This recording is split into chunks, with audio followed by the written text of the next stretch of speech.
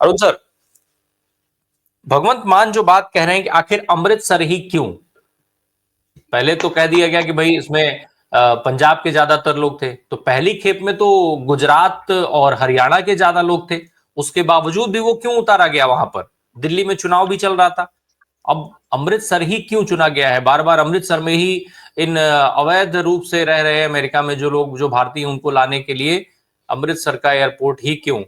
Sir, ये तो स्पष्ट संकेत है। हिंदुस्तान में जो भी विषय हॉट केक होता है उस पर चर्चा होती है।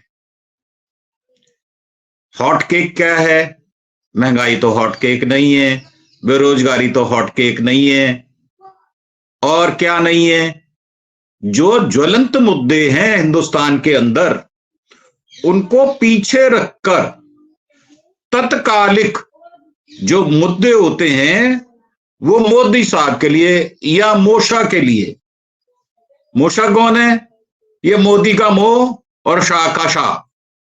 तो ये मोशा जो है, हमारे पहाड़गंज में दो गुंडे होते थे, उसमें एक गुंडे का नाम काशा और दूसरे का मोशा था।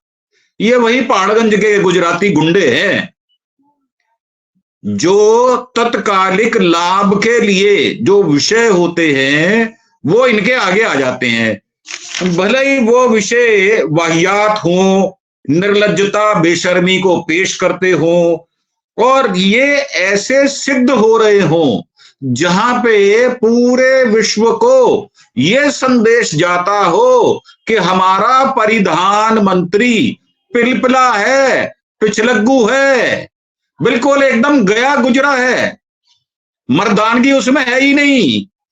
वो कौन है? वो शिखंडी है।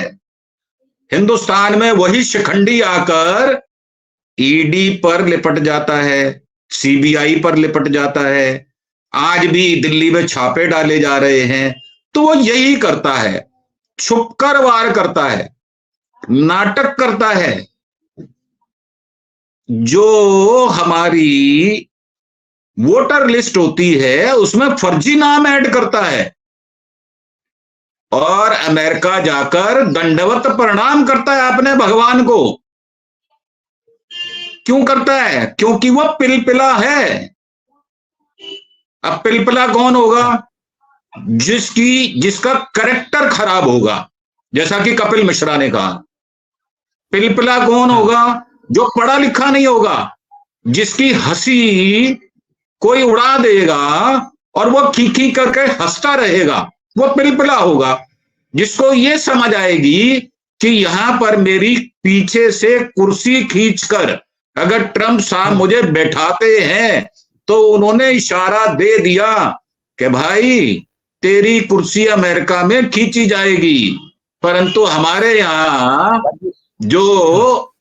जो गोदी मीडिया है, या तलवे चाटू मीडिया है, या चटकारे लेकर बात करने वाला मीडिया है, या जो पेड मीडिया है, या जो स्वान मीडिया है, या जो गटर मीडिया है, वो क्या करता है? उनकी तारीफ करता है, क्योंकि उनको ऐड मिलते हैं। अब मान साहब विरोध कर रहे हैं, मैं भी विरोध कर रहा हूं। मेरे 4-10 किलोमीटर पे हिंडन एयरपोर्ट है, वहां पे क्यों नहीं उतारते भाई साहब? वो तो मिलिट्री का है, वो तो एयरफोर्स का है। और जानबूझ के अब की बार पंजाब के 66 लोगों को भर्ती किया गया, और वो निरीह लोग जो समाज में पहले ही स्टैंड नहीं रखते, दमन इतना जबरदस्त है कि उनको भिखारी बना के पेश किया जा रहा है कि साहब ये एक्सटॉर्शन, ये जो है, ये वहां पर जबरदस्ती गए हैं, वहां की सेना को, वहां की पुलिस को धमकी देकर गए हैं, जबकि आप हालात देखो वो कैसे कैसे गए। तो मेरा मानना ये है कि उसमें गुजराती कितने हैं भाई साहब, वो तो बता दो। वो मोदी मोदी मोदी करने वाले कितने शिखंडी हिंजड़े हैं। वो जाकर जब मोदी साहब का ये बखान करते हैं, मैं खुल्लम खुल्ला बोल रहा हूं सर, मेरे को 2 लाइन बोलने दीजिए। तो मेरा मानना ये है, ये जो गुजराती शिखंडी हैं, ये 2 गुजराती गुंडे उनको प्रश्रय क्यों देते हैं? क्यों उनको लेकर जाते हैं? मैं तो ये साफ कह रहा हूं, मैं हंसराज हंस का जो समधी है दलेर मेहंदी, वो भी कबूतरबाजी में पकड़ा गया। हंसराज हंस तो इनका एमपी था, उसको सजा हुई, पटियाला जेल में रहा। तो मेरा मानना यह है कि बहुत संख्या में गुजराती लोग हैं। गुजरात में आप देखें, एक एक घर से 5-5 लोग गए हुए हैं और वो पांचों के पांचों वापस आ रहे हैं। कौन सा ऐसा गांव, कौन सा ऐसा मोहल्ला जहां से गुजराती नहीं है? मुझे बता दो, हमारी सेना में कितने गुजराती हैं, हमें पता तो चलना चाहिए। और पंजाब में कितने सैनिक हैं जो शव के रूप में आते हैं, किसानों के बच्चे, उनको आप किसानों को कीले तो ठोक देते हैं, परंतु क्या यहां पर जो आपके दलाल कह रहा हूं मैं, मोदी साहब आपके दलाल जो यहां से भेज देते हैं अमेरिका में, कनाडा में, वो क्यों वहां पहुंच जाते हैं? और जो हमारे देश के दुश्मन हैं, पन्नू साहब, वो क्यों वहां पर उनकी शपथ ग्रहण में चले जाते हैं? आप तो उनसे भी गए गुजरे हो, इतने ज्यादा पिलपिले हो, आप में जुबान नहीं है मुंह में, अंदर आपकी जुबान जो है वो फंस जाती है दांतों में। तो आप विरोध क्यों नहीं करते? हिंदुस्तान का एक पत्रकार जब पूछता है, जब बात करता है, एक हमारी महिला बात करती है, तो वो ट्रंप साहब के सामने इतनी तारीफ करती है कि हमारे यहां कोई ऐसी तारीफ होती ही नहीं है। और प्रश्न कौन पूछता है? प्रश्न कौन पूछता है? अमेरिकन। और प्रश्न का जवाब क्यों नहीं देते ट्रंप साहब? वो लूज बॉल जो है वो तो वो खेल लेंगे, पर जो हार्ड बॉल है, जिसपे स्टंप आउट होना है, जिसपे कैच आउट होना है, वो कर देते हैं मोदी साहब के साथ। और मोदी साहब इतने पिलपिले प्रधानमंत्री हैं, वो लाल किले पर खड़े होकर बड़े गर्व से बात करते हैं, शर्म नहीं आती? इतना निर्लज्ज आदमी हमारा प्रधानमंत्री है, शर्म आती है मुझे। तो ये प्रधानमंत्री ऐसा ही करेगा, हिंदुस्तान की बेइज्जती कराएगा, हिंदुस्तान को संकट में डालेगा, हिंदुस्तान के विषय में सोचेगा नहीं, और अपने वोटर को, अपने हिंदुस्तानियों को वासुदेव कुटुंबकम बाहर तो बोलेगा, हिंदुस्तान में आएगा तो मुसलमानों पे आक्रमण करेगा, सरदारों को खालिस्तानी बोलेगा। ये बहरूपिया है, नटवर लाल है, ये तेलगी है। एक और बड़ी इंटरेस्टिंग चीज है, हमारे एक दर्शक हैं वो कह रहे हैं कि भाई अगर देश के सभी राज्यों में भारतीय जनता पार्टी की सरकार होती तो ये जहाज किस जगह उतारे जाते? अरुण सर। अब जहाज मुझे लगता है कि 7 लोक कल्याण मार्ग पर उतरता, तब प्रधानमंत्री उनकी आगवानी करते। मैं प्रश्न करता हूं उसी अपने भाई से जो कह रहे हैं कि शर्मसार नहीं होते। शर्मसार है इसीलिए तो दलित हैं। क्या आपका कोई बहन भाई अगर अमेरिका से हथकड़ी बेड़ी डालकर एक 12 साल का बच्चा, एक महिला जिसको टॉयलेट जाना है, घसीट घसीट कर उस विमान से जाती है, आपको शर्म आती है या नहीं आती? इंदिरा गांधी ने 93,000 पाकिस्तानी बंदी यहां पर जिस मान से, जिस इज्जत से रखे, और फिर उनको जैसे वापस भेजा, वो तो युद्धबंदी थे। हम चाहते तो उनके साथ कोई सा भी सलूक कर सकते थे, उनसे झाड़ू लगवा सकते थे, उनसे पोछा लगवा सकते थे, परंतु हमने सम्मान से उनको रोटी दी और कई महीने यहां पर रखा। आप मुझे बताएं, हमारे जो आरटीआई एक्टिविस्ट हैं, 82 वर्षीय, वो जेल में मर जाते हैं, क्या हमने उनको सम्मान से रखा? बिल्कुल नहीं रखा। क्यों नहीं रखा? इसीलिए नहीं रखा कि हमको दुश्मनी और बदला लेना है।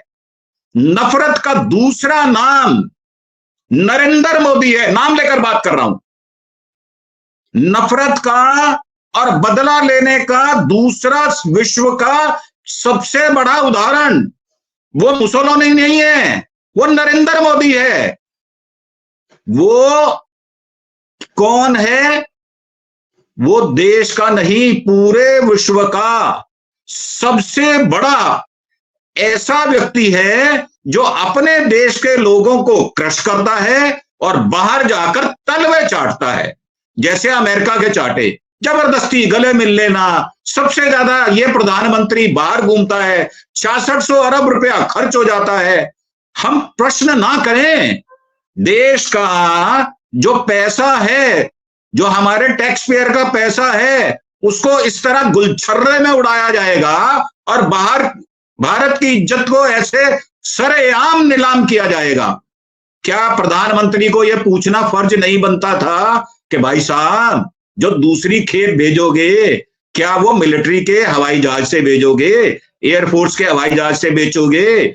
114 आदमी आते हैं, 45 ऑफिसर उनके साथ में आते हैं ताकि ये कुछ कर ना सके, और 15 मिनट पहले उनकी बेड़ी खोली जाती है। अब तो हिंदुस्तान में यह पूछा जा रहा है कि हथकड़ी स्टील की होगी, लोहे की होगी, प्लास्टिक की होगी, कैसी होगी, बताओ तो सही जरा। मतलब हमारी बेइज्जती तो हो रही है, परंतु वो बेइज्जती किस स्टैंडर्ड से हो रही है हम ये जानना चाहते हैं। हमारे पत्रकार पूछ रहे हैं। तो आपको शर्म नहीं आती तो हमने आपका ठेका नहीं लिया, और आप कड़वी बात नहीं सुन सकते तो मत सुने, परंतु हमें सुननी पड़ेगी, हमें झेलनी पड़ेगी, हमें अपने प्रधानमंत्री को चेताना पड़ेगा, चाहे उनको झकझोर कर हमें चेताना पड़े, चाहे हमें मौन व्रत रख के चेताना पड़े, और चाहे हंगर स्ट्राइक करके चेताना पड़े। ये अधिकार हमें संविधान देता है, ये संविधान हमको बोलने की इजाजत देता है, प्रश्न खड़े करने की। क्या मोदी साहब ने कितनी प्रेस कॉन्फ्रेंस की है मुझे बता दें? 214 प्रेस कॉन्फ्रेंस मनमोहन सिंह साहब ने की थी, पर मन की बकवास कितनी करते हैं ये? 1000 से ऊपर मन की बकवास करते हैं, और मन की व्यथा, मन की कथा ये एक बार नहीं सुनते। उन चमचों को, उन चाटुकारों को अपने पास बिठा लेते हैं। मैं नाम ले रहा हूं सीधा सीधा, अक्षय कुमार, क्या वो पत्रकार है क्या? और ऐसे ऐसे चाटुकारों को बिठा लेते हो कि आपके पास पर्स रखते हो, आम कैसे चूसते हो। ये प्रश्न पूछे जाने चाहिए क्या? ये नैतिकता में प्रश्न किस स्टैंडर्ड पर उतरते हैं ये भी पता चलना चाहिए। और प्रधानमंत्री वैसे तो छाती ठोक कर कहते हैं कि चाइना को लाल आंख दिखाओ। अब चाइना जो है अपने बिजनेस के फायदे के लिए ट्रंप साहब को परचा लेता है, हिंदुस्तान को नहीं परचा पाता, हिंदुस्तान नहीं परचता। अब अमेरिका और चाइना के बीच में भारत सैंडविच बना हुआ है, बिल्कुल चक्की की तरह। वो कहते हैं दो पाटन के बीच में साबुत बचा न कोई। अब हम साबुत बचने वाले नहीं है। हमारी इज्जत आज अमेरिका ने उछाली है, कल कोई और उछालेगा। अमेरिका ने जो दो और देश हैं उनको क्यों नहीं भेजा बेड़ी में? क्योंकि वहां के प्रेसिडेंट, प्रधानमंत्री अड़कर खड़े हो गए। सब हम इसको स्वीकार नहीं करेंगे। मैं कहता हूं ये आज रात को जो जहाज आ रहा है इसको वापस भेज दिया जाए तेल भरवा कर। फिर देखो ट्रंप साहब आपके सामने कैसे लौटते हुए नजर आएंगे। उनको पता चलेगा कि ये प्रधानमंत्री नहीं, ये मर्द है। परंतु अगर कोई आदमी लोट जाएगा और जो आदमी ये कहेगा कि मेरी पार्टी विश्व की सबसे बड़ी पार्टी, वो क्लेम करेगा, तो फिर हमें प्रश्न पूछना पड़ेगा। विचार कर क्या है भाई? प्रधानमंत्री वहां पे कहे क्या है कि आप ये अवैध रूप से जो लोग रह रहे हैं हम उनको वापस लेंगे। है वो पिछलग्गू है, वो पिछलग्गू है, वो ट्रंप का पिछलग्गू है। वहां पर जो वो F-35 कूड़ा कबाड़ा का सौदा कर आया, वो कितने का है? राफेल कितने का था? कितने में खरीदा?